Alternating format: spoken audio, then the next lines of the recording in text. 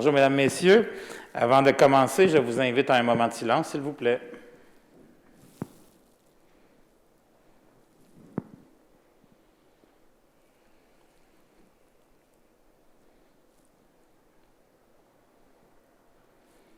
Vous pouvez vous asseoir.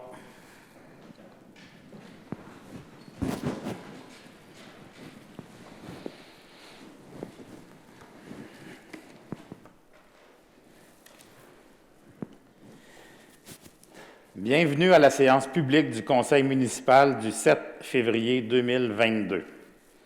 Je commence cette allocution avec l'extraordinaire bilan de santé de la construction, un domaine où les Mascoutins se sont amplement démarqués l'an passé. En 2021, la ville de Saint-Hyacinthe a connu une année faste. Toutes catégories confondues, c'est 3 047 permis qui ont été délivrés pour une valeur totale des travaux de plus de 350 millions de dollars. En réalité, nous avons connu une année record avec 90 % plus de logements créés et une valeur des travaux de 96 % plus élevée qu'en 2020. Ces données encourageantes montrent l'effervescence de la construction à Saint-Hyacinthe. Elles illustrent le dynamisme de notre ville et notre volonté d'offrir un milieu de vie attrayant à nos citoyens. Elles traduisent une tendance vers la réalisation de projets structurants pour la construction de nombreuses unités d'habitation. Ces données sont aussi le signe que notre économie se porte bien, et ce, malgré les difficultés liées à la main-d'œuvre et à l'approvisionnement. Plusieurs de ces projets privés visent à créer des logements qui permettront d'accueillir de nouvelles familles à Saint-Hyacinthe. L'accès au logement est un enjeu important et nous en sommes bien conscients. Nous sommes aussi très proactifs dans ce domaine et Saint-Hyacinthe se démarque clairement. Mais les besoins sont immenses et nous allons maintenir et intensifier la cadence pour améliorer l'offre à Saint-Hyacinthe. Ce qui est important de retenir, c'est que le boom de développement immobilier actuel contribue à améliorer l'offre de logements et génère une richesse collective qui nous permet, comme municipalité, d'investir pour accroître, entre autres, l'offre de logements social et abordable. Nous avons bien l'intention de poursuivre sur cette lancée pour les années à venir. Au cours des prochaines semaines, la Ville annoncera l'ensemble des travaux municipaux qui seront réalisés sur notre territoire cette année. Effectivement, certains projets tant attendus seront enfin concrétisés. L'année 2022 sera notamment marquée par la construction d'une nouvelle voie reliant le Cégep à l'avenue Castelnau. Ces travaux réalisés avec notre partenaire débutent cette semaine et s'échelonneront jusqu'au printemps. Ils permettront à terme de désengorger l'avenue Boulay et d'améliorer la fluidité de la circulation en transit vers le Cégep. Il s'agit d'un endroit névralgique et nos équipes municipales travaillent déjà à trouver les meilleures possibilités pour minimiser les impacts sur la circulation. Et dans le but de continuer d'agir pour le bien-être de notre collectivité, nous avons aussi besoin de vous entendre. À ce titre, depuis vendredi dernier, il est encore plus facile de communiquer avec la Ville. En effet, les quelques 300 lignes téléphoniques directes de la Ville ont été remplacées par une ligne générale, soit le 450-778-8300. Il faut dorénavant utiliser ce numéro pour joindre tous les services municipaux, urbanisme, loisirs, finances, travaux publics, etc. Un seul numéro à retenir, le 450-778-8300. Quant à la ligne du service des requêtes, elle demeure le 450-778-1000. Pour plus de détails, visitez le site Internet de la Ville de Saint-Hyacinthe. Toujours au canal des communications, la Ville fera paraître le tout premier numéro annuel du bulletin au rythme de Saint-Hyacinthe le 14 février. Dans cette édition, nous vous partagerons une foule d'informations utiles des finances de la ville à l'urbanisme et à l'environnement, en passant par la sécurité, le transport en commun et la réglementation saisonnière. De plus, nous réservons une section pour les nouvelles et les changements en cours à la ville. Cette édition sera disponible en ligne à compter du 14 février sur notre site Web et sur nos réseaux sociaux. Une copie papier sera aussi disponible quelques jours plus tard dans différents lieux municipaux. Je prends maintenant un instant pour vous faire quelques annonces et pour vous encourager à profiter de nos activités de loisirs et nos installations municipales extérieures. Tout d'abord, je vous invite à consulter la programmation de la semaine de relâche du 28 février au 4 mars, offerte par les corporations de loisirs de quartier et certains organismes sportifs et culturels. Les inscriptions sont commencées, une belle semaine de congé en perspective pour nos jeunes. Du côté du parc Les Salines, les soirées illuminées se poursuivent pour vous permettre de glisser et de patiner dans une ambiance féerique. Un camion de cuisine de rue est présent chaque fin de semaine. La Ville de Saint-Hyacinthe est fière d'offrir un aussi beau lieu pour profiter de la nature et du plein air. Venez respirer l'air frais au parc Les Salines. Autre bonne nouvelle en loisirs, 2 installations récréatives de la Ville sont de nouveau ouvertes. C'est le cas notamment du bassin récréatif et compétitif du Centre aquatique Desjardins. Pour y accéder, vous devez réserver votre place la veille de votre visite sur le site Internet de la Ville. Le stade Louis-Philippe Gaucher et le Centre Isatis Sport offrent également du patinage libre selon plusieurs plages horaires. Visitez le site Internet de la Ville pour tous les détails. À noter, des mesures sont mises en place pour vous permettre de bouger en toute sécurité, dont le port du masque et le passeport vaccinal obligatoire. Et parce que jouer dehors, c'est bon pour les enfants de tous les âges, la Ville de Saint-Hyacinthe vous invite à participer au défi Château de neige organisé par Loisirs et Sports Montérégie. Pour participer, il vous suffit de construire votre château de neige et à le prendre en photo quand il est terminé. Consultez notre page Facebook ou notre site Web pour les détails. Enfin, si vous cherchez à diversifier vos activités, vous pouvez aussi aller faire un tour à la bibliothèque. En effet, les bibliothèques Théa Saint-Germain et Sainte-Rosalie sont offertes et offrent des activités et des ressources documentaires en différents formats pour les petits et les grands. Les 2 bibliothèques sont ouvertes dans le respect des mesures sanitaires. Avant de passer à la période de questions, j'aimerais revenir sur un sujet important. Nous parlons souvent de densification et ce sujet sera au cœur de nos préoccupations municipales pour bien des années à venir. C'est un enjeu complexe et comme municipalité, nous avons une responsabilité de bien l'expliquer. D'abord, la densification du territoire de Saint-Hyacinthe est un impératif imposé par le schéma d'aménagement et de développement de la MRC des Mascoutins. Ce schéma découle des récentes orientations gouvernementales pour les MRC périmétropolitaines de la Communauté métropolitaine de Montréal, la CMM. Selon ces orientations, la Ville a l'obligation d'obtenir un minimum de 29 logements à l'hectare en moyenne pour tous les nouveaux projets de développement. Il est important de comprendre que selon ces orientations gouvernementales, plus les années passent et plus les exigences de densification en matière de logement à l'hectare sont élevées. Il faut aussi retenir que la croissance de Saint-Hyacinthe ne peut plus passer par l'étalement urbain, la croissance horizontale, elle doit donc se faire par la densification, la croissance verticale. C'est une étape que franchissent toutes les villes du monde à un certain moment de leur évolution.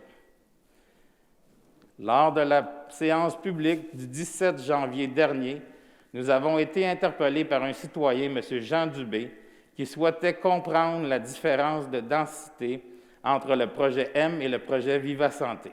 Voici donc quelques éléments pour expliquer cette différence de densité. Le projet Viva Santé est un ensemble immobilier sur un terrain unique. Il s'inscrit à l'intérieur du noyau urbain central tel que défini au plan d'urbanisme. Dans ce secteur, la densité d'habitation préconisée doit être élevée.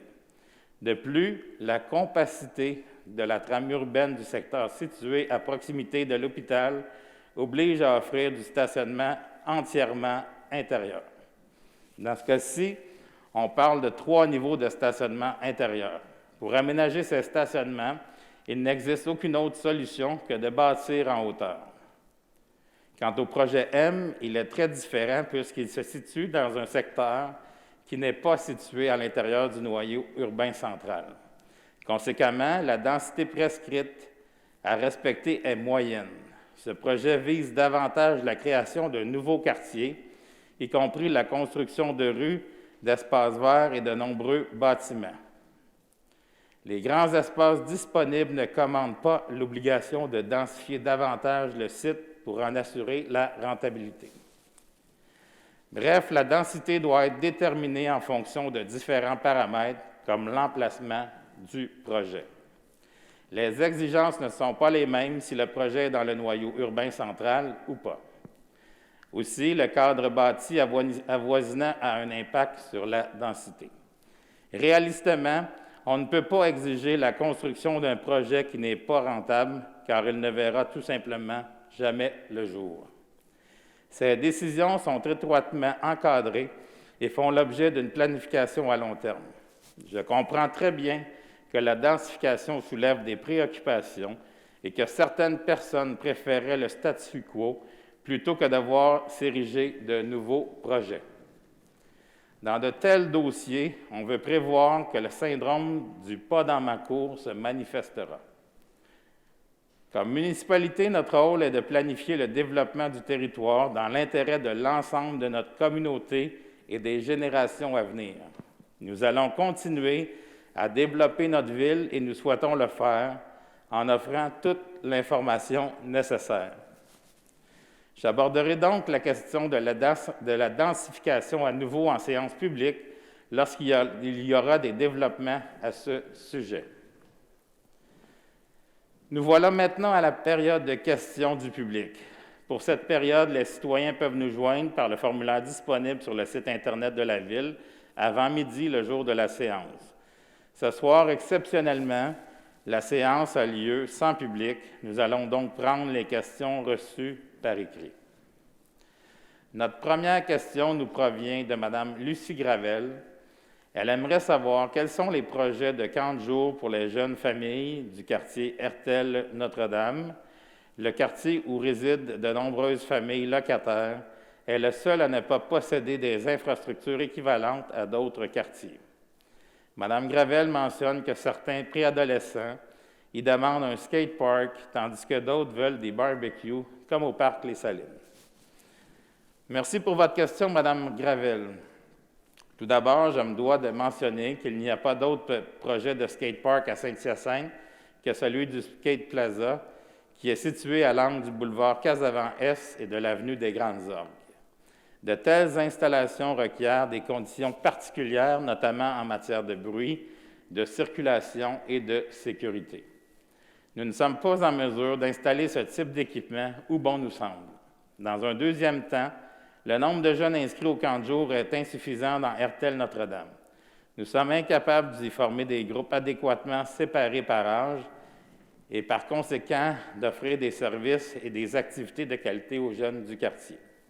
Voilà pourquoi, depuis plusieurs années, ces enfants sont redirigés vers les camps de jour de Bourgelis et de Douville, où ils peuvent bénéficier d'activités adaptées à leur groupe d'âge spécifique. La deuxième question, reçue par Internet, provient de Mme Evelyne Bousquet du district Cascade. Elle se demande si l'abattoir de Saint-Damas va fermer ses portes à cause de la construction d'un nouvel abattoir en bordure de l'autoroute 20. Selon elle, il y a suffisamment d'abattoirs dans la région et elle suggère que ce nouvel abattoir serait situé au nord du fleuve Saint-Laurent. Merci pour votre question, Mme Bousquet. Tout d'abord, l'abattoir d'Exceldor à Saint-Damas ne suffit plus à la demande et il n'est pas possible de l'agrandir. Ensuite, il est important de conserver l'usine à proximité parce que les travailleurs actuels d'Exceldor de Saint-Damas demeurent à Saint-Hyacinthe et dans les municipalités avoisinantes. L'usine que l'on souhaite accueillir à Saint-Hyacinthe créera d'ailleurs plusieurs emplois supplémentaires. L'impact d'une relocalisation de l'usine à l'extérieur de notre région serait considérable pour notre économie. De plus, les 400 producteurs agricoles propriétaires de la coopérative Exceldor ont besoin de cet abattoir pour compléter leur production et la mettre en marché. D'ailleurs, de nombreux producteurs propriétaires de la coopérative Exceldor sont établis en Montérégie. Il n'y a pas d'agriculture sans transformation et l'agriculture fait partie de l'ADN de Saint-Hyacinthe qui est, rappelons-le, une technopole agroalimentaire. Et ce qui distingue notre agriculture, c'est son rôle prépondérant dans la transformation alimentaire. Pour que les produits consommés se retrouvent dans les assiettes, il faut les transformer. Cet enjeu est d'autant plus d'actualité que le gouvernement du Québec souhaite déployer des mesures concrètes pour atteindre une plus grande souveraineté alimentaire. Par conséquent, il est nettement plus logique de regrouper la transformation des producteurs de volailles, qui se trouvent majoritairement en Montérégie, dans une seule usine à proximité des fermes, plutôt que de construire plusieurs petits abattoirs qui vont, en fin de compte, gruger plus de terres agricoles. Nous espérons que cette réponse répond à votre questionnement. Je vois que M. Bousquet voudrait ajouter quelque chose à ma réponse. M. Bousquet. Votre micro.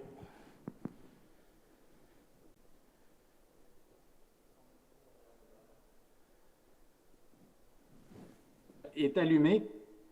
Oui. Et moi, je t'entends, David. Monsieur le maire, est-ce que vous m'entendez? Oui, on vous entend maintenant.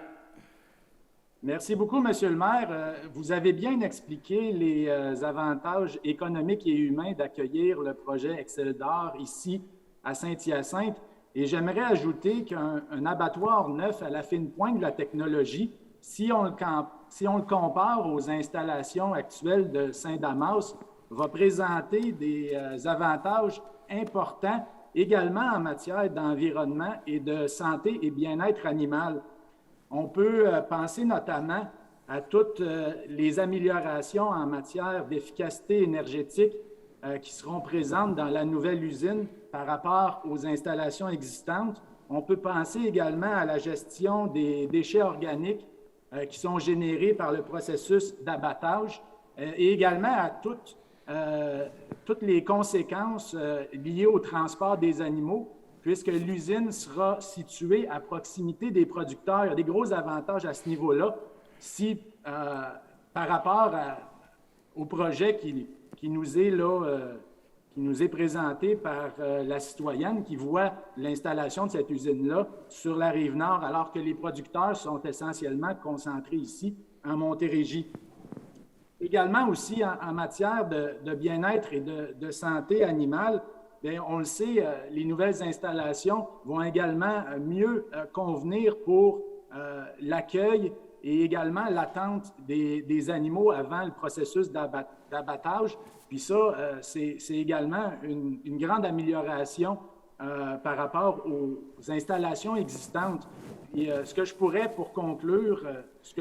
pour conclure, c'est que on n'arrêtera pas de consommer du poulet dans les années à venir. C'est une viande qui est très prisée par les Québécois et il y a quand même un grand avantage à moderniser nos installations d'abattage pour pouvoir avoir une transformation beaucoup plus, agro-environnementale de nos produits consommés ici au Québec. Merci beaucoup, M. Bousquet. Maintenant, nous avons une troisième question reçue à l'avance La troisième question reçue à l'avance provient de M. Jean Lavigne, qui s'interroge à propos du pont de Douville. M. Lavigne se demande quand le pont sera-t-il recouvert d'asphalte et si la Ville a fait pression sur le ministère des Transports pour la réalisation de ces travaux. M. Lavigne, merci pour votre question. La Ville a effectivement demandé au MTQ au début de l'été passé pour faire une intervention durable de réfection de l'asphaltage du pont de Douville. Le MTQ nous a indiqué que les projets de resurfaçage de pont impliquent des inspections préalables au niveau de la structure du pont, ce qui n'est pas prévu actuellement. Entre-temps, il procède avec du rapiessage ponctuel jusqu'à ce qu'un projet incluant du resurfaçage soit inscrit dans la programmation. Nous leur avons indiqué pour le rapiessage ponctuel qu'ils ne règlent pas le problème car des nids de poules se forment très rapidement après leur intervention. Nous avons mentionné que la Ville souhaite que le projet soit inscrit à la programmation rapidement puisque l'état de la voie est médiocre, ce qui crée de nombreux mécontentements de la part des utilisateurs depuis de nombreuses années. Nous attendons un retour du responsable du dossier au sujet de cette demande et une relance au MTQ dans ce dossier est faite à tous les 3 mois depuis plusieurs années. Maintenant, j'en suis à la période d'information à la population par les conseillers et les conseillères. Je vais débuter avec M. Coulombe. Merci, M. le maire. Je n'ai aucun point ce soir. Mme Gagné. Bonsoir, M. le maire. Merci. Alors, moi, j'aimerais parler d'une exposition qui vient de débuter au Centre Expression. L'artiste est Stanley Février. Vous savez qu'Expression art contemporain témoigne des enjeux sociaux importants dans notre milieu. Alors, le sujet de l'exposition est l'inclusion. Donc, je pense que ça peut intéresser plusieurs personnes. Et je souligne également qu'il y a maintenant des visites guidées disponibles à Expression. Alors, ça aide à s'approprier tout ça. Merci, Mme Gagné. M. Thériault. Merci beaucoup, M. le maire. Alors, comme vous le savez, la date du 14 février approche. Alors, lorsque les citoyens ont pris soin de leur Valentine ou de leur Valentin, alors je les invite à passer sur le site des loisirs Assomption parce que le 14 février sera le début des inscriptions pour la semaine de relâche qui se tiendra du 28, je crois, au 4 mars. Alors, les inscriptions pour le 14 février. Aussi, même date, le début des inscriptions pour les activités qui auront lieu durant la prochaine session. De plus, les emplois d'été sont disponibles, soit pour les camps de jour, les animatrices et tout ça. Donc, au Loisir Assomption, on embauche. S'il y en a qui ça les intéresse pour l'été, bien, consultez le site des Loisirs Assomption et puis au plaisir de vous croiser. Merci beaucoup. Merci, M. Thériault. M. Harpin. Bonsoir, M. le maire. Je n'ai pas d'intervention ce soir. Merci, M. Harpin. Mme Pelletier. Bonsoir, M. le maire, conseiller, conseillère. Aucun point pour moi. Merci. Merci, Mme Pelletier. Mme Bédard. Oui, bonjour, merci, M. le maire. Je voudrais vous signaler, vous mentionnez que nous sommes dans la semaine des enseignants toute la semaine. Et maman de 2 enfants au secondaire et au collégial, je voudrais leur dire un grand merci. Merci d'être dans leur vie. Merci de faire la différence. Je voudrais surtout lever mon chapeau à tous ces enseignants qui font un travail exceptionnel, surtout durant cette pandémie. Fait que je voudrais vraiment leur dire un grand merci, puis passer une belle semaine, puis vraiment un grand merci. En fait, c'est ça, c'est vraiment le grand mot que je voudrais leur dire à tous les enseignants mascoutins de Saint-Hyacinthe. Merci. Merci, Mme Bédard, et je seconde vos remerciements. Monsieur Caron.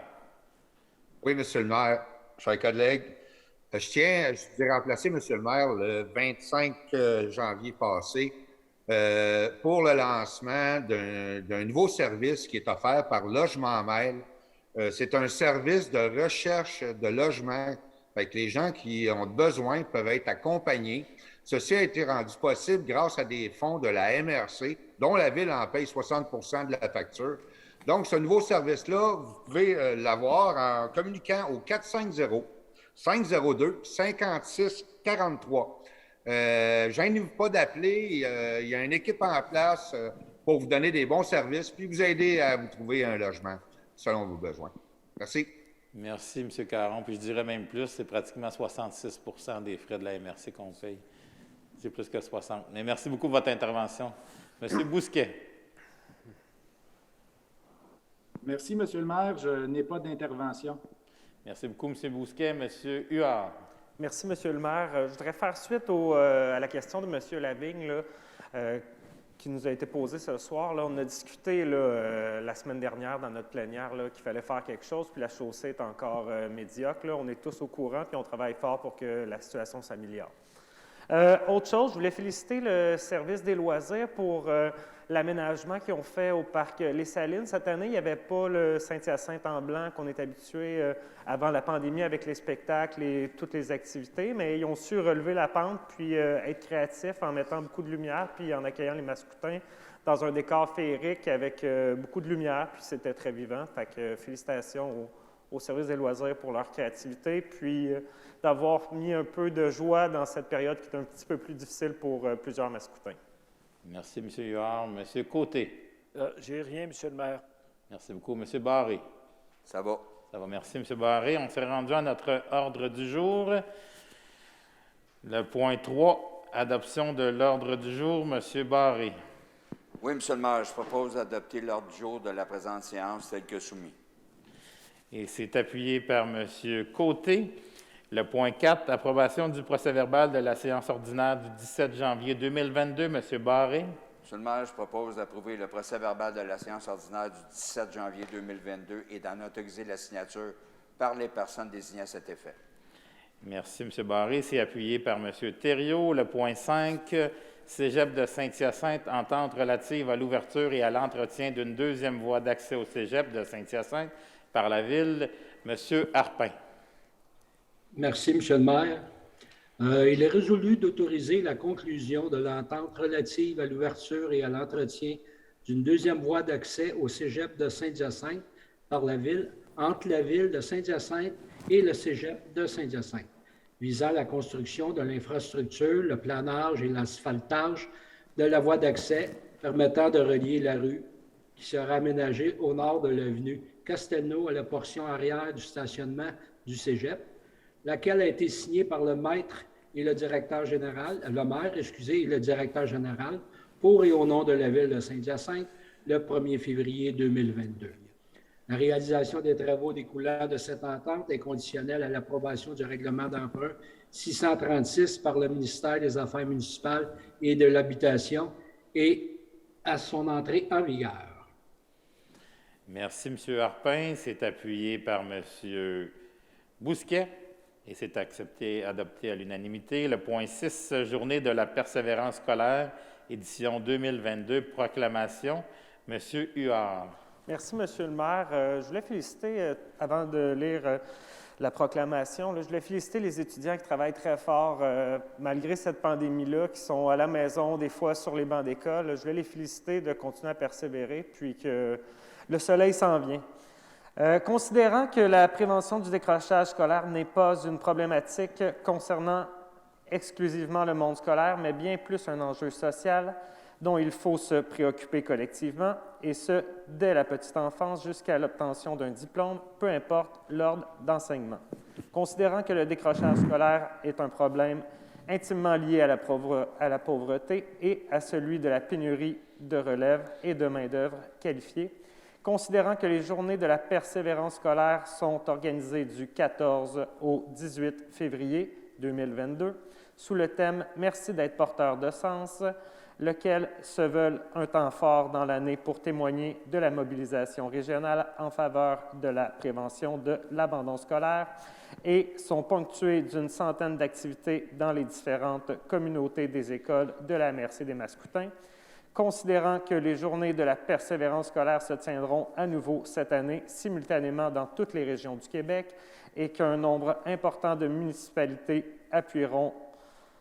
appuieront-elles aussi cet événement, je propose qu'il soit résolu de décréter les 14, 15, 16 et 17 et 18 février 2022 comme étant les journées de la persévérance scolaire sous le thème « Merci d'être porteur de sens » sur le territoire de la Ville de Saint-Hyacinthe, d'appuyer la mission de l'ensemble des partenaires mobilisés autour de la lutte au décrochage scolaire afin de faire du territoire de la MRC des Mascoutins une région persévérante qui favorise l'éducation comme un véritable levier de développement pour ces collectivités.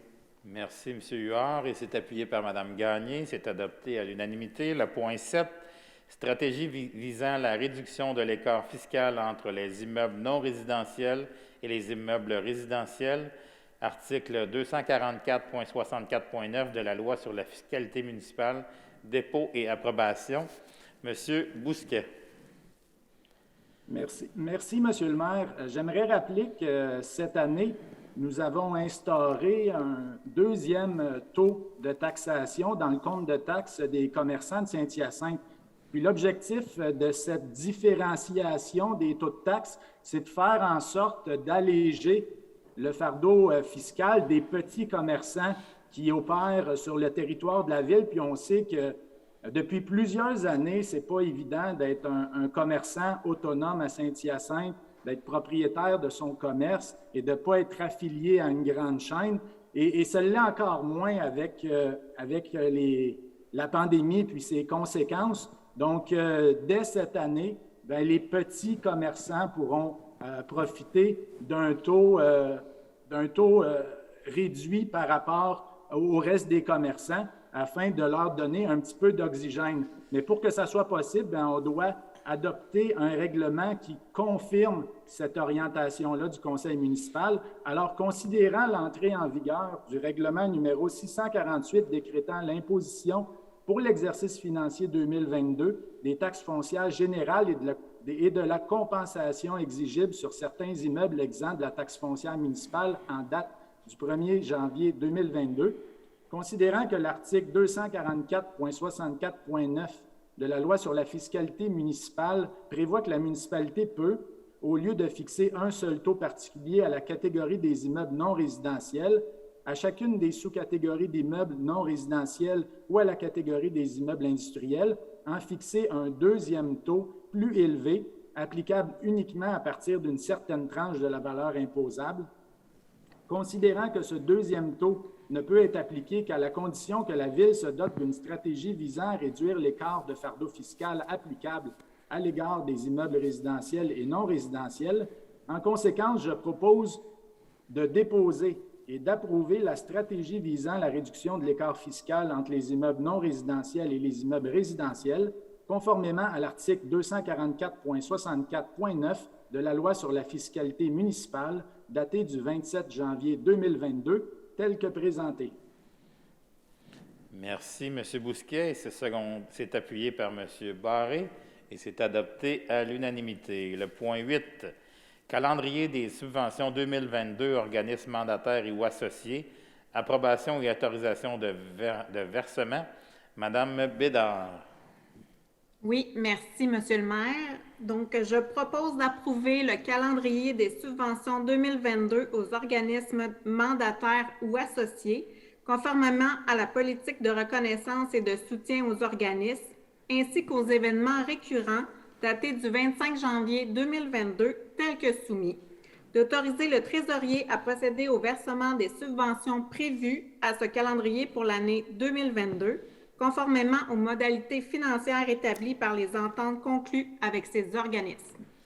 Merci, Mme Bédard. C'est appuyé par M. Huard et c'est adopté à l'unanimité. Le point 9, approbation de la liste des comptes. M. Coulombe. Merci, M. le maire. Je propose d'approuver la liste des comptes pour la période du 15 janvier 2022 au 4 février 2022 comme suit. 1. Fonds d'administration de 4 424 768,73 sous. 2. Fonds des dépenses en immobilisation de 2 362 803,31 sous pour un grand total de 6 785 572,4 sous. D'autoriser le trésorier de la Ville à effectuer les paiements requis conformément à la liste des comptes telle que soumise. Merci, M. Coulombe. C'est appuyé par M. Bousquet et c'est adopté à l'unanimité. Le point 10, programme d'aide financière au développement des transports actifs dans les périmètres urbains, aide financière 2019-2020, reddition de compte. M. Caron. Oui, Monsieur le maire. Considérant la résolution 19-599 adoptée le 4 novembre 2019, par laquelle le Conseil municipal a mandaté le service des loisirs pour présenter une demande d'aide financière pour réaliser l'aménagement d'un sentier polyvalent sur le boulevard Casavant-Ouest au ministère des Transports du Québec. Dans le cadre du programme d'aide financière au développement des transports actifs dans le périmètre urbain, considérant que le ministère des Transports du Québec a versé une aide financière au montant de 280 939 $ à la Ville de Saint-Hyacinthe pour l'année 2019-2020 au programme TAPU, considérant que l'aide financière octroyée à la Ville de Saint-Hyacinthe a été utilisée pour l'aménagement d'un sentier polyvalent sur le boulevard Casavant-Ouest, situé entre l'adresse civique 3700 boulevard Casavant-Ouest et le Grand Rang, considérant que la Ville de Saint-Hyacinthe s'engage à transmettre au ministère du Transport du Québec, à sa demande, et au plus tard, le 31 mars 2022, après le dernier versement de l'aide financière, les données nécessaires au processus de gestion et d'évaluation du programme TAPU, notamment celles prévues à la section H du guide des modalités d'application du programme, reddition de compte du programme. En conséquence, je propose d'approuver la reddition de compte pour le programme d'aide financière au développement des transports actifs dans le périmètre urbain pour l'aide financière 2019-2020, faisant état des dépenses engendrées pour les travaux d'aménagement d'un sentier polyvalent sur le boulevard Casavant-Ouest, situé entre l'adresse civique 3700 boulevard Casavant-Ouest et le Grand Rang, visant par la période s'échelonnant des mois de juin 2020 à août 2021. Merci, M. Caron. C'est appuyé par Mme Pelletier. C'est adopté à l'unanimité. Le point 11, services professionnels en ingénierie, surveillance à résidence, reconstruction des infrastructures souterraines et de surface de tronçons de l'avenue Saint-Louis et de la rue Saint-Pierre-Ouest. Octroi de contrat. M. Thériault.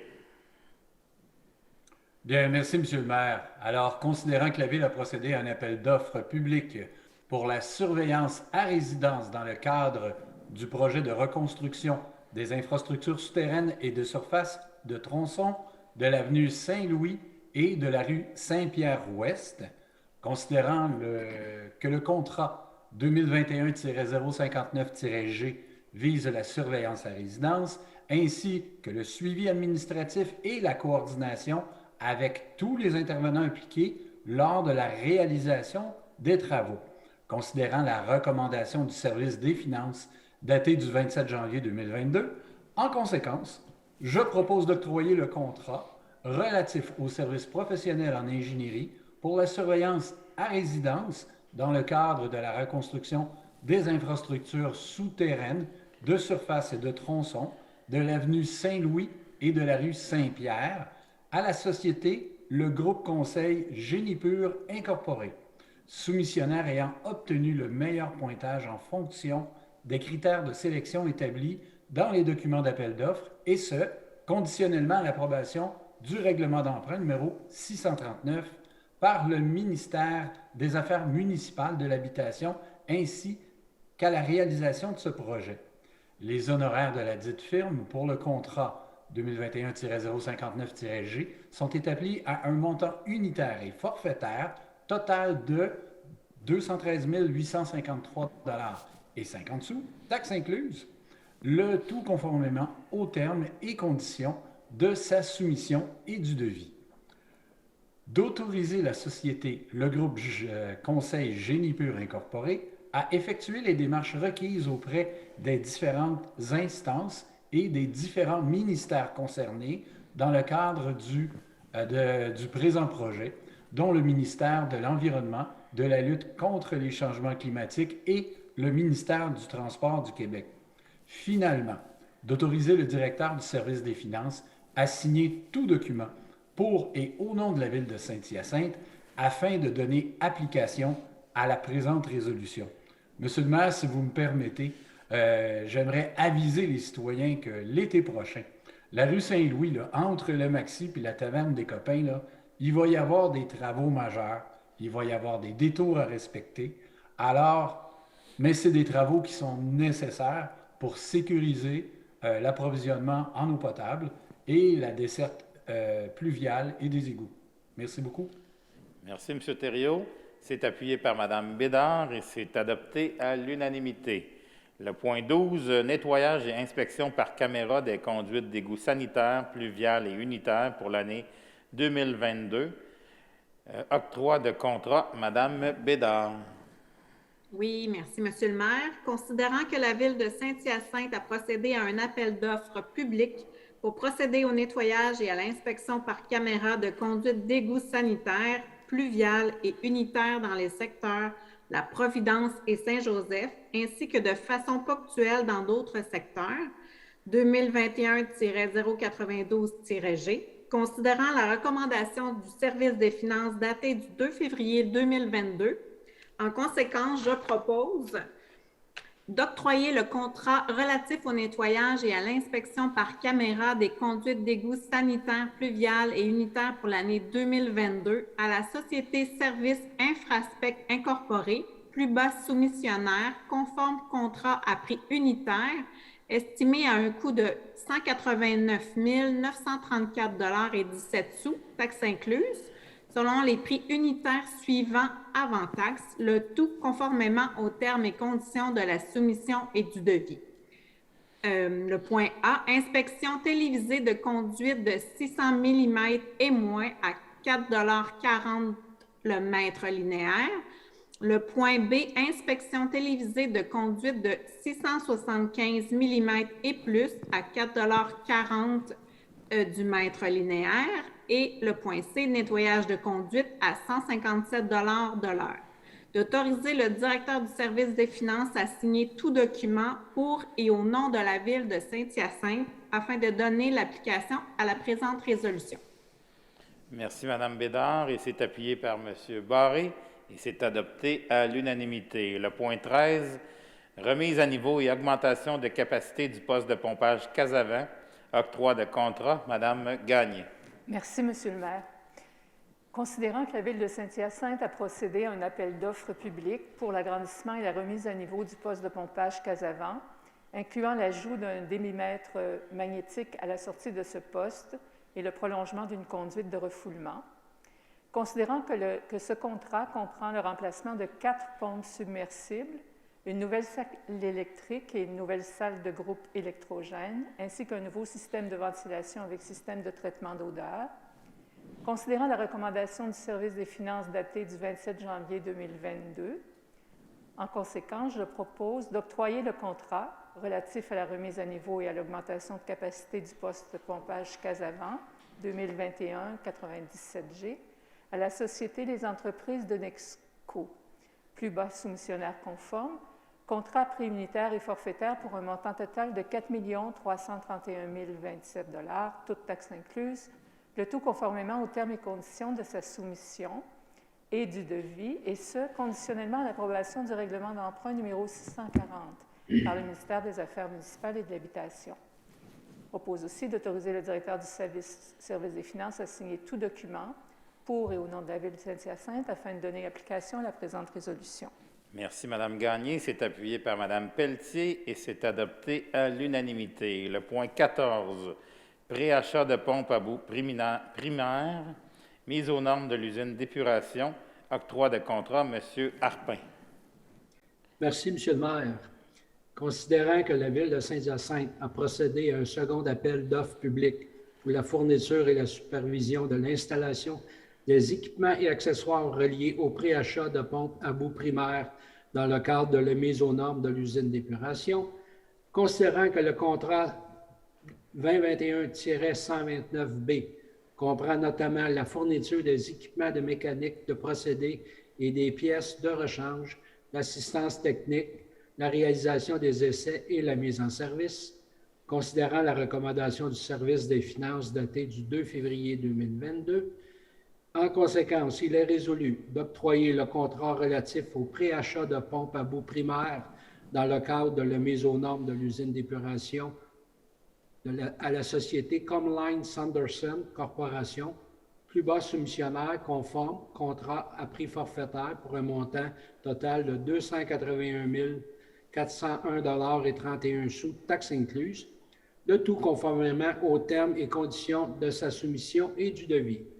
De financer ce projet par les sommes disponibles à même le règlement d'emprunt numéro 604, d'autoriser le directeur du service des finances à signer tout document pour et au nom de la Ville de Saint-Hyacinthe afin de donner application à la présente résolution. Merci, M. Harpin. C'est appuyé par M. Côté. C'est adopté à l'unanimité.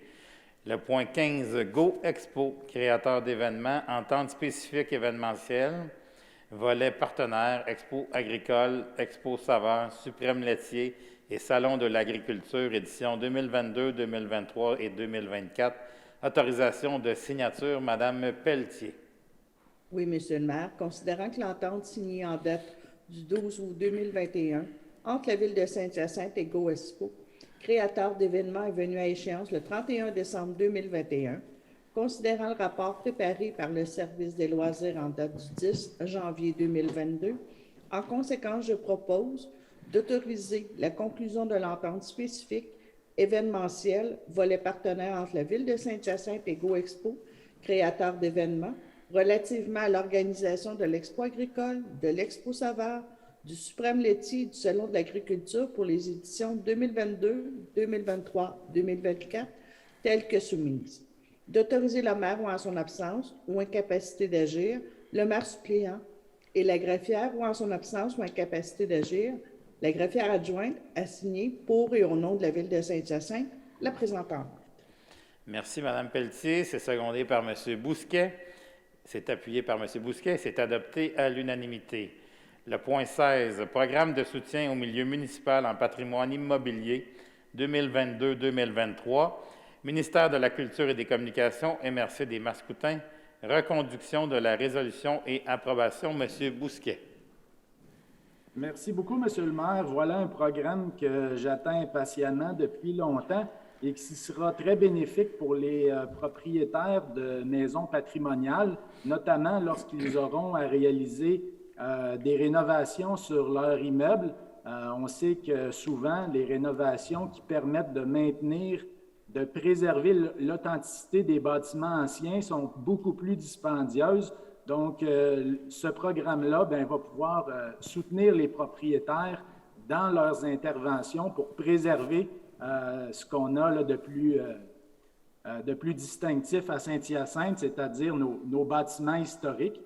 Donc, considérant la résolution 2149 adoptée à la séance du 1er février 2021, par laquelle le Conseil a confirmé son intention de participer au programme de soutien au milieu municipal en patrimoine immobilier, ci-après appelé le programme, considérant que le ministère de la Culture et des Communications, ci-après appelé le ministère, a demandé à la Ville de Saint-Hyacinthe d'adopter une seconde résolution relativement à ce programme pour les années 2022 et 2023, dû au report de son exécution engendré par la pandémie de COVID-19, considérant que le programme instauré par le ministère vise notamment à appuyer les municipalités locales et les municipalités régionales de comté afin qu'elles puissent contribuer davantage à la connaissance, à la protection, à la mise en valeur et à la transmission du patrimoine culturel immobilier, considérant que ce programme s'inscrit dans les objectifs de la loi sur le patrimoine culturel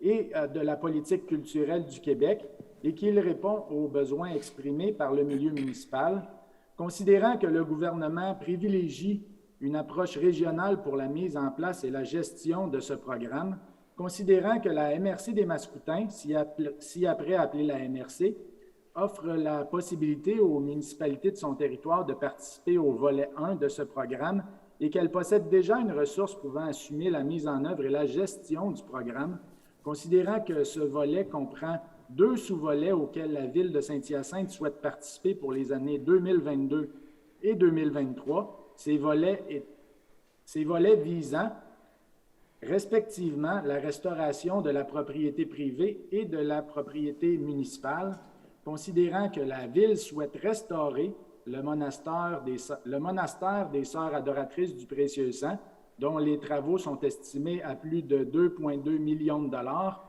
et l'Église Notre-Dame du Rosaire, dont les travaux sont estimés à 900 000 dollars. En conséquence, Monsieur le maire, je propose premièrement de reporter les investissements déjà accordés pour les années 2021 et 2022 aux années 2022 et 2023. Deuxièmement, de participer au programme pour les années 2022 et 2023, conditionnellement à la mise en place des outils et des règlements nécessaires pour l'admissibilité au programme.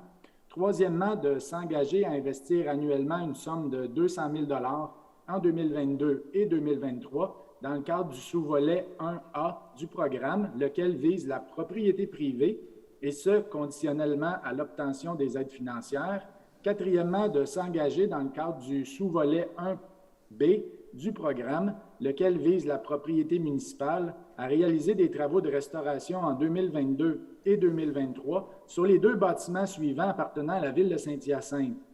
Le monastère des Sœurs adoratrices du Précieux Sang, situé au 2520 rue Giroir-Ouest à Saint-Hyacinthe, et l'église Notre-Dame du Rosaire, située au 2200 rue Giroir-Ouest à Saint-Hyacinthe. Et ce, en investissant une somme maximale d'1 million de dollars répartie sur 2 ans, conditionnellement à l'obtention des aides financières. En 5e lieu, de s'engager à verser à la MRC des Mascoutins, pour chacun des volets précités, les sommes et modalités prévues dans l'entente conclue avec le ministère. Et finalement, et sixièmement, les 4 engagements précités sont conditionnels à l'acceptation de la demande par le ministère et à la signature d'une entente avec ce dernier. Septièmement, de mandater la MRC à transmettre une demande de participation au programme et à gérer ce dernier pour et au nom de la Ville de Saint-Hyacinthe auprès du ministère pour les années 2022 et 2023 et à transmettre copie de la présente résolution au ministère. En 8e lieu, de désigner M.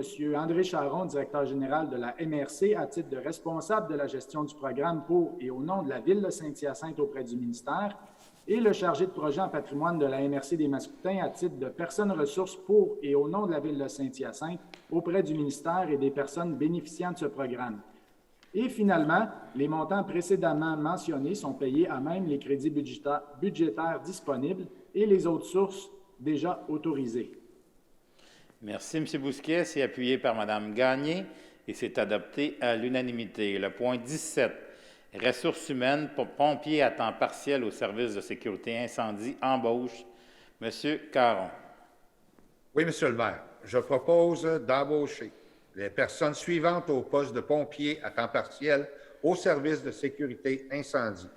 Le tout conformément aux termes et conditions établis à la convention collective en vigueur conclue et ses lettres d'entente. 1. Mme Myriam Coulombe, en date du 8 février 2022. 2. M. Dominique Patry, en date du 9 février 2022. 3. M. Jannick Ouellette-Dumais, en date du 10 février 2022. 4. M. Emmanuel Simoneau, en date du 11 février 2022. 5. M. Daniel Brière, en date du 14 février 2022. 6. M. Alexandre Boucher, en date du 15 février 2022. 7. M. Jérémy Caron, en date du 16 février 2022. 8. M. Vincent Lévesque, en date du 17 février 2022. 9. M. Vincent Poirier, en date du 18 février 2022. 10. M. Laurent Lefebvre, en date du 21 février 2022. 11. M. Robin de Grandpré, en date du 22 février 2022. Merci, M. Caron. C'est appuyé par M. Coulombe et c'est adopté à l'unanimité. Le point 18, ressources humaines, technicien de procéder à la division traitement des eaux usées de la biométhanisation, création et autorisation à combler le poste. M. Côté. Oui, Monsieur le maire, citoyen. Alors, je propose de procéder à la création d'un poste de technicien de procédé à la division traitement des eaux usées et de la biométhanisation du service de la gestion des eaux usées et de la biométhanisation. Ensuite, d'autoriser le directeur des ressources humaines à entreprendre dès à présent les démarches nécessaires pour combler ce poste. Merci, M. Côté. C'est appuyé par M. Thériault et c'est adopté à l'unanimité. Le point 19, ressources humaines, préposé au département égouts et aqueducs du service des travaux publics, création et autorisation à combler les postes. Madame Bédard. Oui, merci, Monsieur le maire. Je propose de procéder à la création de 2 nouveaux postes de préposés au département aqueduc et égouts de la division voirie et entretien des réseaux du service des travaux publics. Je propose d'autoriser le directeur des ressources humaines à entreprendre dès à présent les démarches nécessaires pour combler ces 2 postes. Merci, Mme Bédard, et c'est appuyé par M. Huard et c'est adopté à l'unanimité. Le point 20, ressources humaines, technicien à la paye à la division comptabilité du service des finances, création et autorisation à combler le poste. M. Huard. Merci, Monsieur le maire. Je propose de procéder à la création d'un 2e poste de technicien à la paye à la division comptabilité du service des finances, grade 6, 32,5 heures par semaine, d'autoriser le directeur des ressources humaines à entreprendre dès à présent les démarches nécessaires pour combler ce poste. Merci, M. Huard, et c'est secondé par M. Coulombe. C'est appuyé par M. Coulombe et c'est adopté à l'unanimité. Le point 21, ressources humaines, chef de la division planification du service de l'urbanisme et de l'environnement, autorisation à combler le poste, M. Harpin. Merci, M. le maire.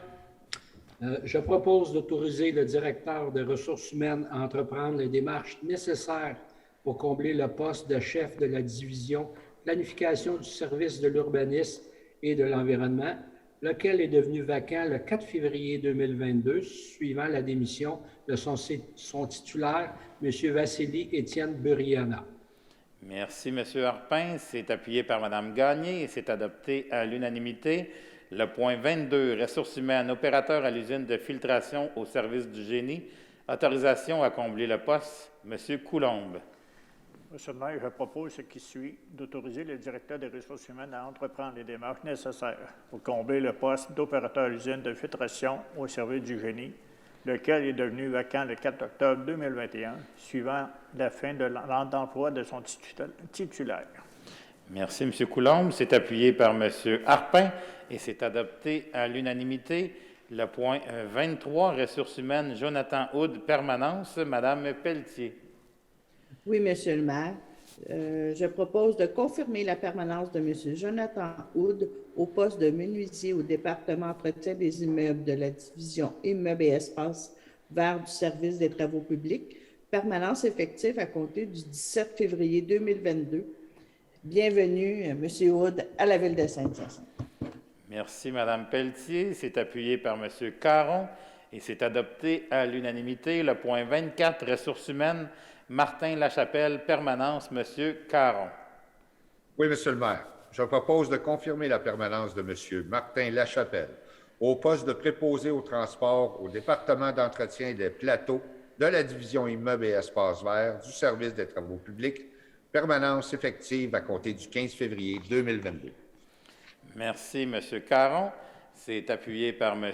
Côté et c'est adopté à l'unanimité. Le point 25, travaux de réfection de la tuyauterie périmétrale et remise à neuf du bassin de la piscine Assomption. Octroi de contrat, M. Thériault. Merci, M. le maire.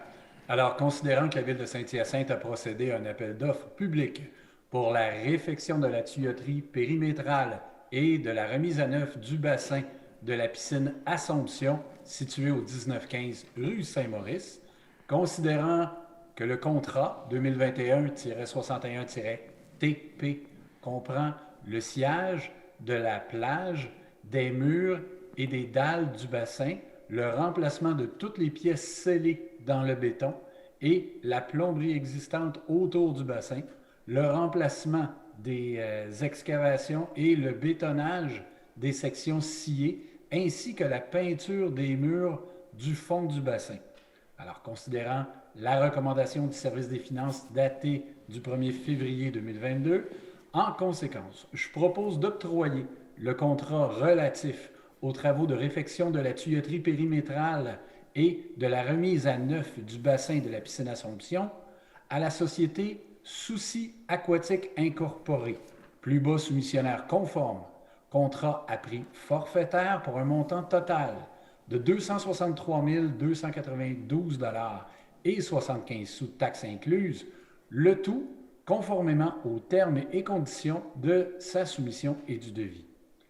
Ensuite, de financer cette dépense à même le fonds de roulement et sera remboursé sur une période de 10 ans à compter de l'exercice financier 2023. C'est bien ça. Finalement, d'autoriser le directeur du service des finances à signer tout document pour et au nom de la Ville de Saint-Hyacinthe afin de donner application à la présente résolution. Monsieur le maire, cela dénote les efforts que nous sommes prêts à mettre pour préserver la pérennité de nos installations de loisirs à travers la ville, ce qui profitera à tous les Mascoutins. Merci, M. Thériault. C'est appuyé par M. Barré et c'est adopté à l'unanimité. Le point 26, travaux de peinture du bassin de la piscine Laurier, octroi de contrat, M. Bousquet. Merci, Monsieur le maire. À la fin de la dernière saison de baignade, nous nous étions engagés à solutionner les problématiques de peinture là, qui ont été vécues à notre grande piscine ronde, la piscine Laurier. On se souvient que l'année passée, là, ce fut assez pénible, là, la gestion de notre piscine à cause de la peinture qui rendait l'eau d'une couleur laiteuse. Donc, avec ce contrat, bien, on vient solutionner, je l'espère pour de bon, le problème. Alors, considérant que la Ville de Saint-Hyacinthe a procédé à un appel d'offres public pour les travaux de peinture du bassin de la piscine Laurier, situé au 800 rue Vigée, considérant que le contrat 2021-128-TP comprend la protection des équipements de la piscine, le décapage de la peinture existante au jet de sable, ainsi que la peinture des murs et du fond du bassin, considérant la recommandation du service des finances datée du 1er février 2022. En conséquence, je propose d'octroyer le contrat relatif aux travaux de peinture du bassin de la piscine Laurier à la société Piscine et Spa Poséidon, plus bas soumissionnaire conforme, contrat à prix forfaitaire pour un montant total de 114 975 $, taxes incluses, le tout conformément aux termes et conditions de sa soumission et du devis. De financer cette dépense à même le fonds de roulement qui sera remboursé sur une période de 10 ans à compter de l'exercice financier 2023 et d'autoriser le directeur du service des finances à signer tout document pour et au nom de la Ville de Saint-Hyacinthe afin de donner application à la présente résolution. Merci, M. Bousquet. C'est secondé par M. Huard. C'est appuyé par M. Huard et c'est adopté à l'unanimité. Le point 27, entretien des surfaces engazonnées, secteur 1 pour l'année 2022, octroi de contrat, M. Côté. Oui, M. le maire, citoyen. Considérant que la Ville de Saint-Hyacinthe a procédé à un appel d'offres sur invitation pour le service d'entretien des surfaces engazonnées pour le secteur numéro 1, représentant une superficie approximative de 144 340 mètres carrés à entretenir, je dis bien. Considérant que le contrat 2022-007-TP comprend notamment la fourniture de la machinerie et de la main-d'œuvre pour procéder à la tonte et au découpage et au ramassage du gazon. Considérant la recommandation du service des finances en date du 3 février 2022, en conséquence, je propose d'octroyer le contrat relatif à l'entretien des surfaces engazonnées, secteur 1 pour l'année 2022, à la société 9458-9629 Québec Inc., plus bas soumissionnaire conforme, contrat à prix unitaire estimé à un coût total de 51 446 $ et 2 sous, taxes incluses, représentant un prix de 31 sous par mètre carré avant taxe, le tout conformément aux termes et conditions de la soumission et du devis. Ensuite, d'autoriser le directeur des finances, directeur du service des finances à signer tout document pour et au nom de la Ville de Saint-Hyacinthe afin de donner application à la présente résolution. Merci, M. Côté. C'est appuyé par M. Coulombe et c'est adopté à l'unanimité. Le point 28, entretien des surfaces engazonnées, secteur 2 pour l'année 2022, octroi de contrat, M. Thériault. Merci, M. le maire. Alors, considérant que la Ville de Saint-Hyacinthe a procédé à un appel d'offres sur invitation pour les services d'entretien des surfaces gazonnées pour le secteur 2, cette fois-ci, représentant une superficie approximative de 168 130 mètres carrés à entretenir, considérant que le contrat 2022-008-TP comprend notamment la fourniture de la machinerie et de la main-d'œuvre pour procéder à la tonte, au découpage et au ramassage du gazon. Considérant la recommandation du service des finances datée du 2 février 2022, en conséquence, je propose d'octroyer le contrat relatif à l'entretien des surfaces gazonnées du secteur 2 pour l'année 2022 à la société Stéphane Charon, EDEM Paysagement, plus bas soumissionnaire conforme, contrat à prix unitaire estimé au coût total de 52 193 et 2 sous, taxes incluses, représentant un prix de 27 sous le mètre carré, avant taxe, le tout conformément aux termes et conditions de sa soumission et du devis. Finalement, d'autoriser le directeur du service des finances à signer tout document pour et au nom de la Ville de Saint-Hyacinthe afin de donner application à la présente résolution. Merci, M. Thériault. C'est appuyé par M. Bousquet et c'est adopté à l'unanimité. Le point 29, autorisation pour le prolongement du contrat, année optionnelle, location d'une pelle de 4 tonnes avec opérateur 2021-03-TP. Madame Bédard. Oui, merci, Monsieur le maire. Considérant la résolution 21-150 adoptée à la séance du 15 mars 2021, par laquelle le Conseil a octroyé le contrat pour la location à taux horaire d'une mini-pelle hydraulique sur chenille dont la masse est d'environ 4 tonnes métriques, avec opérateur dans le cadre d'appel d'offres 2021-033-TP. Considérant que le contrat numéro 2021-033-TP est d'une durée d'une année ferme et d'une année optionnelle, considérant que le Conseil juge opportun de prolonger le présent contrat pour la période s'échelonnant du 1er avril 2022 au 31 mars 2023.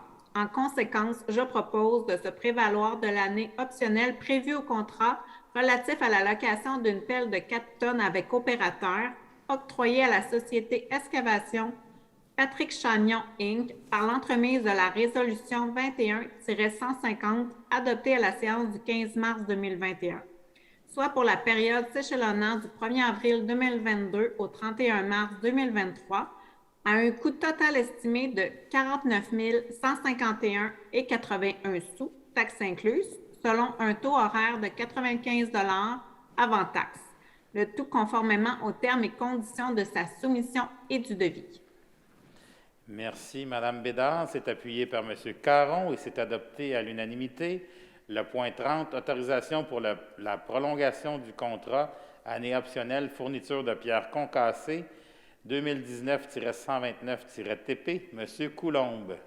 Merci, M. le maire. Considérant la résolution 20-100 adoptée à la séance du 17 février 2020, par laquelle le Conseil a octroyé le contrat pour la fourniture de pierres concassées dans le cadre d'appel d'offres 2019-129-TP. Considérant que ce contrat est d'une durée de 2 années fermes et d'une année optionnelle. Considérant que le Conseil juge opportun de prolonger le présent contrat pour la période s'échelonnant du 1er avril 2022 au 31 mars 2023. Considérant la recommandation du service des finances datée au 31 janvier 2022, donc, je propose ce qui suit de se prévaloir de l'année optionnelle prévue au contrat relatif à la fourniture de pierres concassées 2019-129-TP sans transport, octroyé à la Société Lucaria Saint-Dominique limitée par l'entremise de la résolution 20-100 adoptée à la séance du 17 février 2020, soit pour la période s'échelonnant du 1er avril 2022 au 31 mars 2023, à un coût total estimé à 276 526,37 sous, taxes incluses, le tout conformément aux termes et conditions de sa soumission et du devis. Merci, M. Coulombe. C'est appuyé par M. Thériault et c'est adopté à l'unanimité. Le point 31, plan d'implantation et d'intégration architecturale, approbation. M. Bousquet, vous voulez prendre la parole? Merci, Monsieur le maire. J'aimerais tout simplement déclarer un conflit d'intérêts relativement au premier item de cette résolution, c'est-à-dire celui là, qui concerne l'installation d'enseignes. Pourquoi un conflit d'intérêts? Bien, c'est parce que c'est moi qui fais la demande au nom de mon employeur et ceci étant dit, bien, je vais m'abstenir de voter sur la résolution et je peux également confirmer là, que je n'ai pas participé aux discussions là, qui touchent cet item. Je confirme ce que vous venez de mentionner, M. Bousquet, et cette résolution-là sera présentée par Mme Gagné. Merci, Monsieur le maire. Alors, considérant les demandes d'affichage, d'abattage d'arbres, de réfection et de construction reçues au service de l'urbanisme et de l'environnement, considérant les recommandations du Comité consultatif d'urbanisme en date du 18 janvier 2022 à l'égard des projets ci-après énumérés, je propose d'approuver les plans d'implantation et d'intégration architecturale des projets suivants, tels que soumis au comité consultatif du 18 janvier. 1. L'installation de 2 enseignes d'identification sur poteaux, ainsi que l'abattage d'un arbre en cour latérale gauche et de 2 arbres en cour arrière du bâtiment principal au 650 rue Giroir-Est et 1090 avenue Pratt. 2. Les travaux de modification au saillie donnant sur l'avenue Sainte-Anne, consistant en la démolition et la construction de la toiture du balcon, le remplacement des planchers et des marches, ainsi que du soffit du balcon et de la galerie du bâtiment principal au 1700 rue Giroir-Ouest, et ce, conditionnellement à ce que les détails ornementaux soient conservés. 3. Le remplacement du revêtement extérieur et de 3 ouvertures, ainsi que la modification de la couleur de la porte de garage du bâtiment principal au 13 630 avenue Rachel-Turgeon, conditionnellement à ce que les volets à l'étage soient peints de couleur vert forêt. 4. Le remplacement de 3 portes, dont une est située sur la façade latérale gauche et 2 se trouvent sur la façade arrière du bâtiment principal, au 660-670 rue des Samars. 5.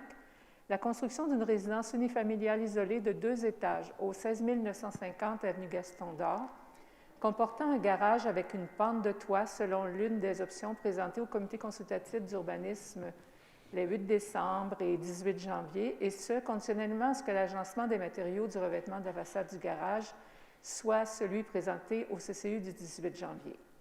6. La construction de 6 résidences trifamiliales isolées sur des lots distincts situés au 16 720 à 16 770 avenue Jean-Guy-Regnault, conditionnellement à l'ajout d'un arbre de moyen ou grand calibre en cour arrière sur les lots 6 403 931 et 6 403 933. 7. La construction d'une résidence unifamiliale isolée de 2 étages au 16 765 avenue Jean-Guy-Regnault, et ce, conditionnellement à la plantation d'au moins un arbre de moyen ou grand calibre en cour avant et en cour arrière. 8. La modification au projet de construction du palais de justice au 1550 rue des Sols, le tout selon la demande déposée en date du 17 janvier, conditionnellement à 2 points. Le premier, que le trottoir projeté en cour avant et en front sur la rue des Sols ait une largeur minimale de 3 mètres, donc 10 pieds. Deuxièmement, ce que le matériau initialement prévu pour le revêtement extérieur du basilaire du bâtiment soit conservé, soit une pierre calcaire grise dont la provenance est locale et qu'elle soit de taille similaire à ce qu'on retrouve sur l'Hôtel de Ville de Saint-Hyacinthe et sur d'autres bâtiments distinctifs du centre-ville. La résolution 21-342 adoptée le 7 juin 2021, par laquelle le Conseil a autorisé la reconstruction complète du palais de justice, plus précisément au paragraphe 2 de son dispositif, est modifiée en conséquence.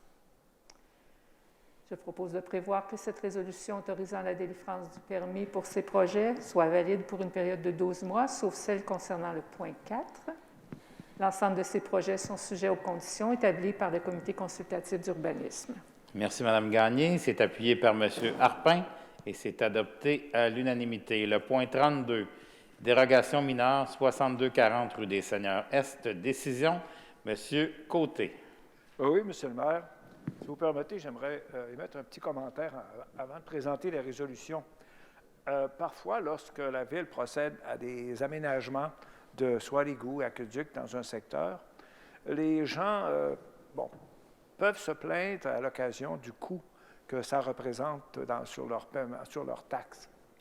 Par contre, lorsque des gens ont des lots qui n'étaient pas desservis auparavant, permettent éventuellement de les mettre en vente et récupérer, en fin de compte, un très bon un montant dans la plupart des cas. Je ne suis pas au courant là, pour le présent projet.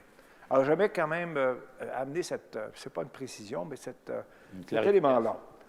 Alors, considérant la demande de dérogation mineure aux dispositions du règlement d'urbanisme formulée par M. Yvan Landry relativement à l'immeuble situé au 6240 des Seigneurs Est en date du 27 octobre 2021.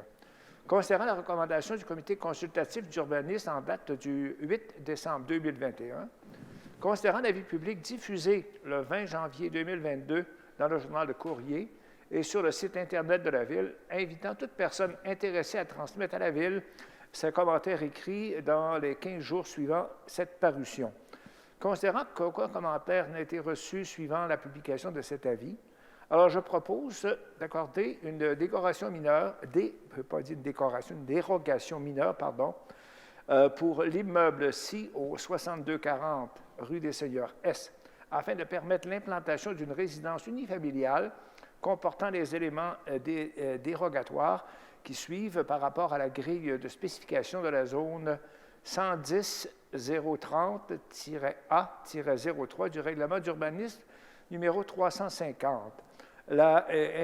Également, la réduction de la marge latérale minimale de 3 mètres à 1,5 m, la réduction de la somme des cours latérales minimales de 10 mètres à 5,3 mètres, la réduction de la marge arrière minimale de 10 mètres à 9,8 mètres. Merci, M. Côté. C'est appuyé par Mme Pelletier et c'est adopté à l'unanimité. Le point 33, dérogation mineure 1820-1840 rue Morrison. Décision. Mme Pelletier.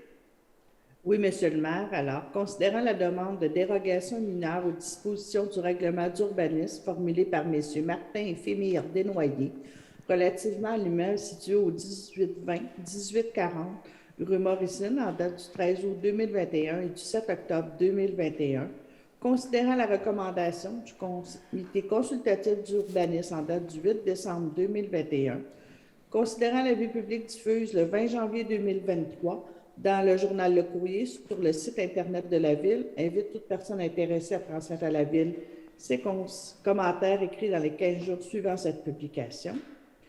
Considérant qu'aucun commentaire n'a été reçu suivant la publication de cet avis, en conséquence, je propose de refuser la dérogation mineure à l'article 16.3.2.4G du règlement d'urbanisme numéro 350 pour l'immeuble ci au 1820-1840 rue Morrison, visant à permettre l'implantation de bâtiments accessoires garage en cour arrière à une distance de 0,60 mètres de la limite latérale du terrain, alors que le règlement impose une distance minimale de 1 mètre. Alors ici, on parle bien que nos citoyens veulent démolir un garage et ils veulent le reconstruire. Alors c'est pour ça qu'il faut qu'ils soient mis obligatoirement à 1 mètre de distance de la ligne. Merci à vous. Merci, Mme Pelletier. C'est appuyé par M. Bousquet et c'est adopté à l'unanimité. Le point 34, comité consultatif d'urbanisme, nomination d'un membre externe, Mme Gagné. Merci, Monsieur le maire. Considérant le règlement numéro 4 concernant le comité consultatif d'urbanisme de la Ville de Saint-Hyacinthe, considérant qu'il est opportun de procéder à la nomination d'un membre externe pour siéger au sein de ce comité, je propose de nommer M. Jordan Morin-Bernard pour siéger à titre de membre externe au sein du comité consultatif d'urbanisme, et ce, rétroactivement pour la période s'échelonnant du 1er janvier 2022 au 31 décembre 2023, avec possibilité de renouvellement pour 2 années supplémentaires. Et j'en profite pour remercier les candidats. Le comité a eu de la difficulté à se séparer de certaines candidatures qui étaient très intéressantes aussi. Merci, Mme Gagné. C'est appuyé par M. Harpin et c'est adopté à l'unanimité. Le point 35. Adoption du second projet de résolution concernant une demande d'autorisation d'un projet particulier de construction, de modification ou d'occupation d'un immeuble, PPC-MOI, visant à la délivrance d'un certificat d'occupation pour autoriser un usage d'entreposage et de lavage de chapiteaux faisant partie du groupe d'usage commerce 7, commerce de gros non structurant, au 14 230 avenue Lambert-Grenier, le lot 2 038 213 dans la zone 7053H07. Madame Poirier, notre greffière, va nous donner des explications sur cette demande. Oui, merci, Monsieur le maire. Donc, chaque fois qu'il s'agit d'un projet de résolution de PPC-MOI qui autorise un projet particulier de construction, de modification ou d'occupation d'un immeuble, c'est une résolution qui est sujette à approbation référendaire. Comme dans le cas qui nous concerne, on est situé au 14 230 avenue Lambert-Grenier. C'est une résolution, en fait, là, comme M. le maire le mentionnait, qui vise notamment à autoriser un usage qui n'est pas autrement permis par la réglementation. Donc, en l'espèce, c'est un usage d'entreposage et de lavage de chapiteaux. Donc, on peut voir au plan qui figure à l'écran, en grisé, là, le secteur de la zone 7053H07. C'est le secteur qui est concerné par la modification, qui est situé de part et d'autre de la rue des Seigneurs-Est, entre l'avenue Guy et l'avenue Guertin. Puis, par ailleurs, les zones qui sont concernées, donc tout autour, qui sont contiguës, sont situées de part et d'autre de la rue des Seigneurs-Est. Donc, c'est un secteur délimité au nord par l'avenue de l'Église, au sud par le boulevard Laurier-Est, à l'est par l'avenue Gosselin et à l'ouest par l'avenue Vertefeuille. Il va y avoir un avis public publié à cet effet dans le journal Le Courrier de l'édition de cette semaine du 10 février 2022. Cet avis va inviter toutes les personnes intéressées provenant des zones projetées à l'écran à soumettre une demande d'approbation référendaire pour ce projet de résolution-là. Puis, suivant la publication de cet avis, les personnes intéressées de ces secteurs auront jusqu'au 18 février 2022 à 13h pour soumettre une demande d'approbation référendaire. Dans l'éventualité où est-ce qu'il n'y a aucune demande qui est reçue au service juridique, le Conseil pourra procéder à l'adoption formelle et finale de la résolution lors de la séance du 21 février prochain. Merci, Mme Poirier. Cette résolution-là nous sera présentée par M. Côté. Oui, merci, M. le maire. Citoyen, merci, Mme Poirier, pour l'explication sur cette résolution. Considérant la demande présentée par M. Alain Seyé pour la Société des promotions québécoises incorporée en date du 5 juin 2019 pour un projet particulier au 14 230 avenue Lambert-Grenier visant à autoriser un usage d'entreposage et de lavage de chapiteaux dans la zone 7053-H-07. Considérant que le projet d'occupation tel que soumis ne respecte pas le règlement d'urbanisme numéro 350 pour la zone précitée quant à l'usage. Considérant que cette demande fait suite au dossier ayant été présenté au comité consultatif d'urbanisme lors de la séance du 16 avril 2019, au 16 juillet, pardon. Considérant le projet soumis respecte les objectifs du plan d'urbanisme de la Ville de Saint-Hyacinthe et les critères d'évaluation contenus au règlement numéro 240. Considérant la recommandation du comité consultatif d'urbanisme en date du 16 juillet 2019, considérant le premier projet de résolution soumis à la séance du 17 janvier 2022, considérant qu'une consultation écrite d'une durée de 15 jours a été tenue pendant la période du 20 janvier 2022 au 4 février de la même année, inclusivement en remplaçant de l'Assemblée publique de consultation, lequel a été annoncé au préalable par un avis public, le tout conformément à l'arrêté numéro 2021-054 du ministère de la Santé et des Services sociaux en date du 16 juillet 2021.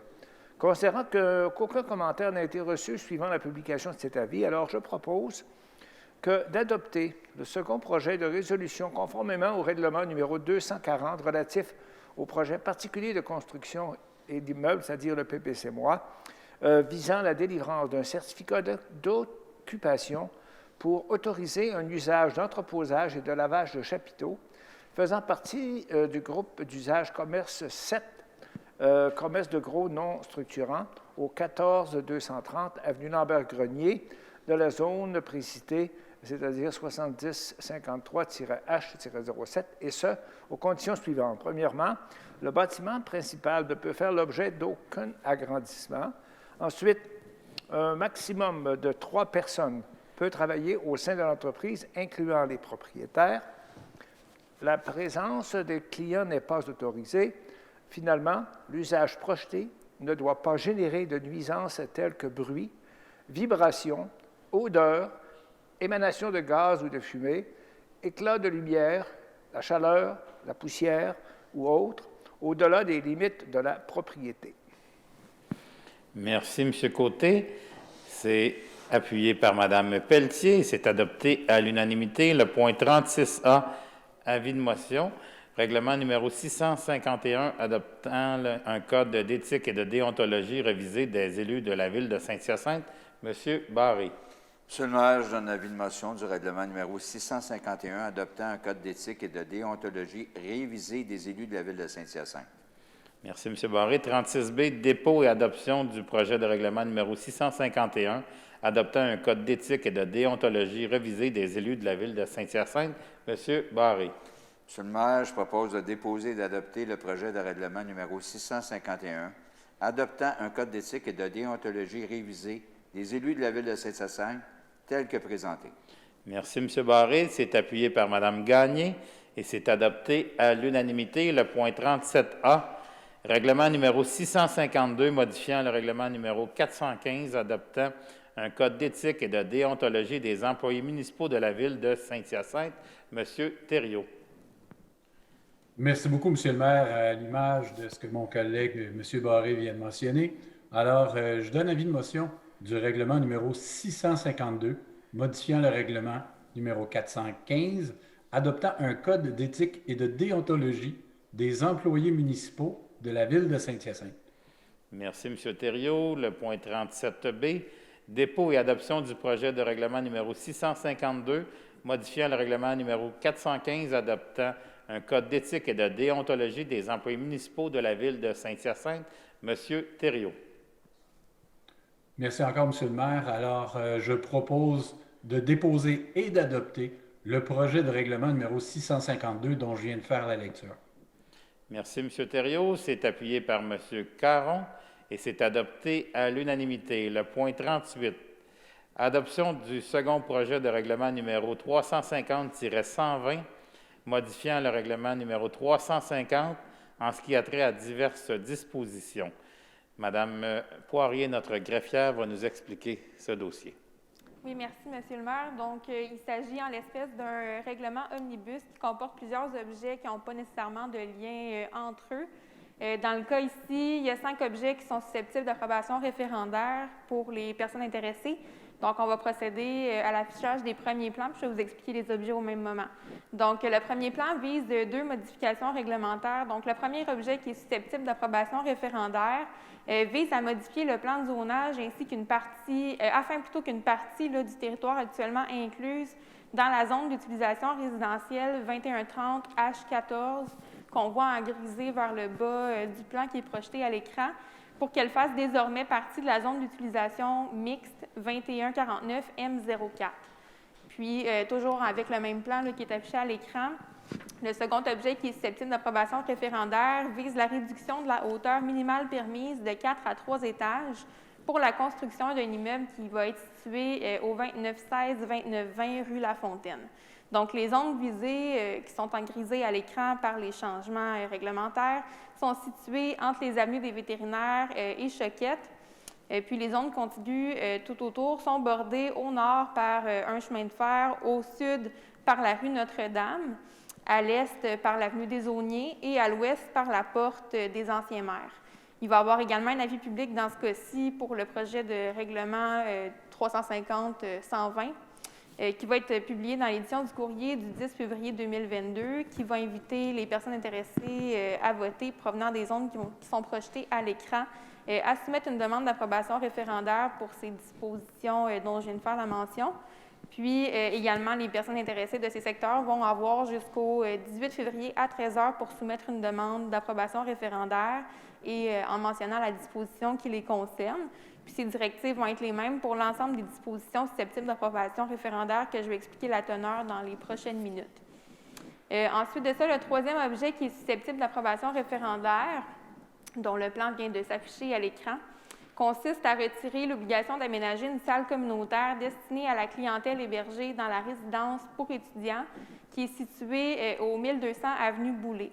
Donc, la zone visée par ce changement réglementaire est en grisé au centre de l'image, est située dans le district Hertel-Notre-Dame, à proximité de l'intersection de l'avenue Boulay et de la rue Sicotte.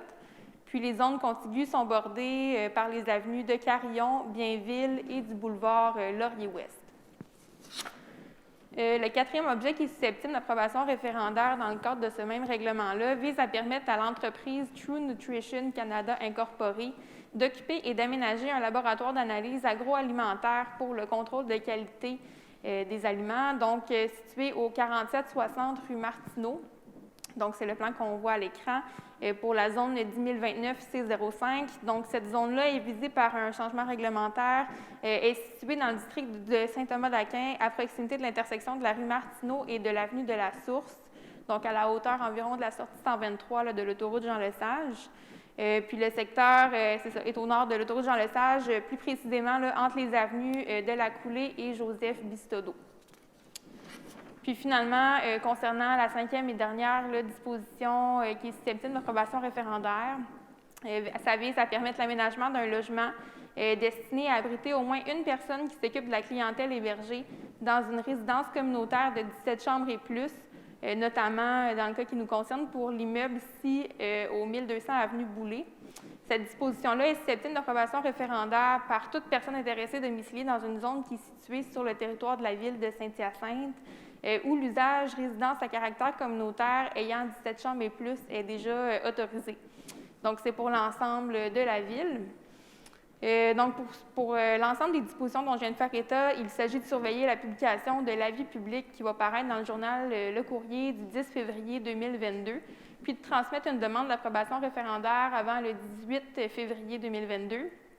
Dans l'éventualité où est-ce qu'il n'y a aucune demande d'approbation référendaire qui est reçue, le Conseil va procéder à l'adoption formelle et finale de la résolution de PPC-MOI qu'on a vue précédemment sur Lambert-Grenier et également du présent projet de règlement, donc le 350-120, lors de la séance du 21 février prochain. Donc, ça conclut pour moi. Merci, Mme Poirier. Merci. Cette résolution 38 nous sera présentée par Mme Pelletier. Oui, merci, M. le maire. Merci, Mme Poirier, pour toutes les explications données.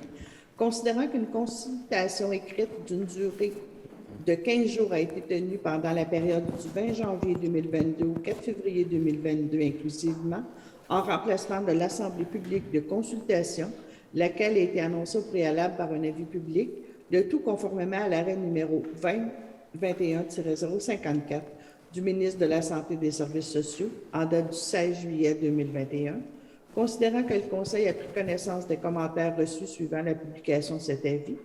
En conséquence, je propose d'adopter le second projet de règlement numéro 350-120, modifiant le règlement numéro 350, enfin, qu'une partie du territoire actuellement incluse dans la zone 2130H14 fasse désormais partie de la zone 2149M04, de réduire la hauteur minimale permise de 4 à 3 étages dans la zone d'utilisation mixte 2149M04, de permettre l'aménagement d'un seul logement destiné à abriter au moins une personne qui s'occupe de la clientèle hébergée dans les résidences à caractère communautaire de 17 à 24 chambres et de plus de 24 chambres, de retirer l'obligation d'aménagement d'une salle communautaire destinée à la clientèle hébergée dans une résidence pour étudiants au groupe d'usage résidence 20 dans la zone d'utilisation mixte 2105H23, d'autoriser l'usage service de laboratoire autre que médical du groupe d'usage commerce 3, bureau non structurant dans la zone 10-029C05. Merci, Mme Pelletier. C'est appuyé par M. Harpin et c'est adopté à l'unanimité. Le point 39, adoption du règlement numéro 1600-249, modifiant le règlement numéro 1600, circulation et stationnement en ce qui a trait à diverses dispositions. M. Huard. Merci, Monsieur le maire. Considérant que copie du projet de règlement a été remise à chacun des membres du Conseil dans les délais prévus à l'article 356 de la Loi sur les cités et villes, considérant que mention est faite et de l'objet du règlement et de sa portée, en conséquence, je propose ce qui suit: d'adopter le règlement numéro 1600-249, modifiant le règlement numéro 1600, circulation et stationnement, en ce qui a trait aux avenues Bourget, de la Concorde, Sud, Coulonges, Gaston-d'Or, Jean-Guy Regnault, Pinard, Saint-Augustin aux rues Brouillette, Gagnon, Giroir-Ouest et Nelson, au 4e rang, au boulevard Casavant-Ouest et au stationnement du Boisé des 12. Merci, M. Huard. C'est appuyé par Mme Bédard et c'est adopté à l'unanimité. Le point 40, adoption du règlement numéro 649 concernant les dérogations mineures.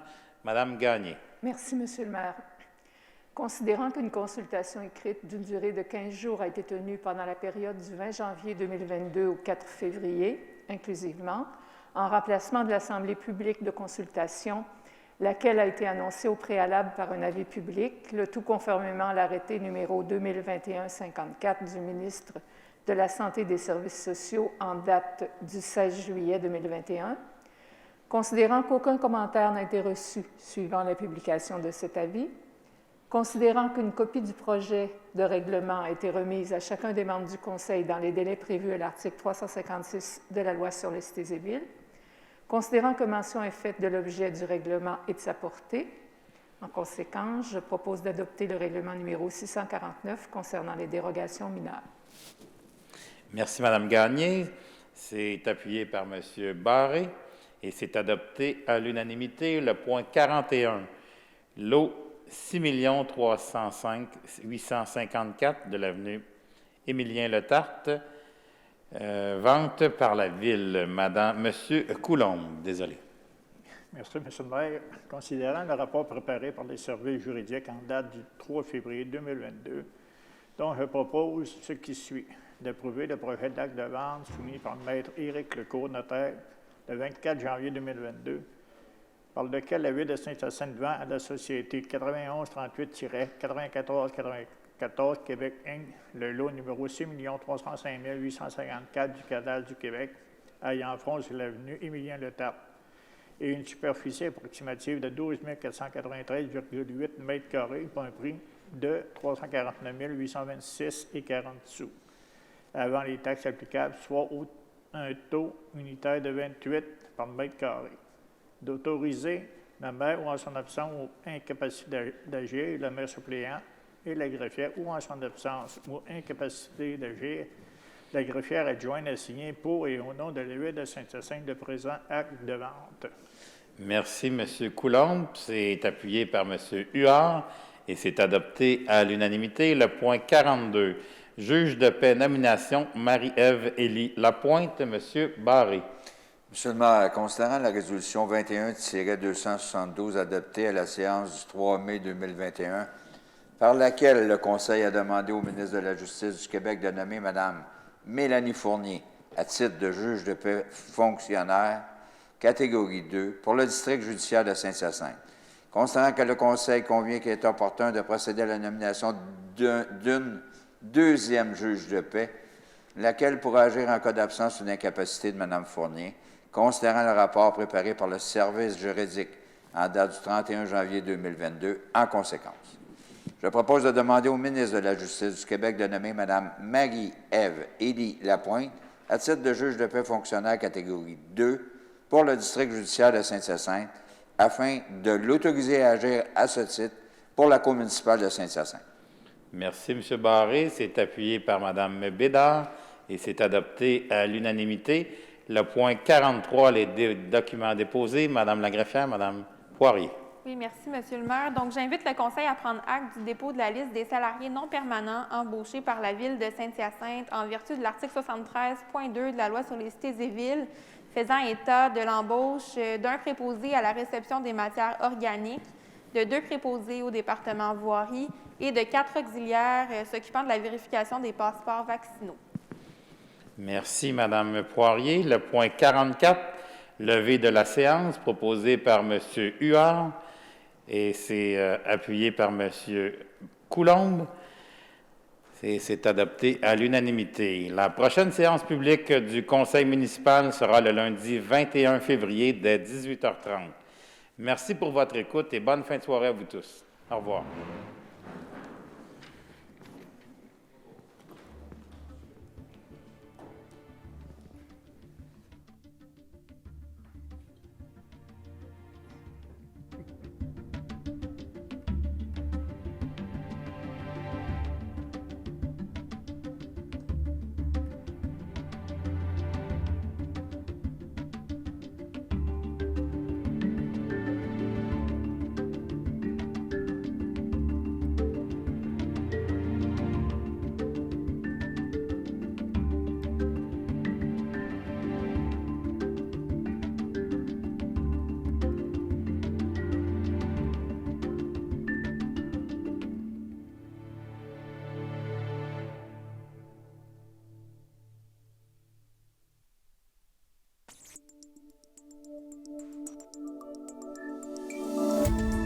Cette émission d'Accès est appuyée par Cogeco et est rendue possible grâce à la collaboration de la communauté avec Nous TV.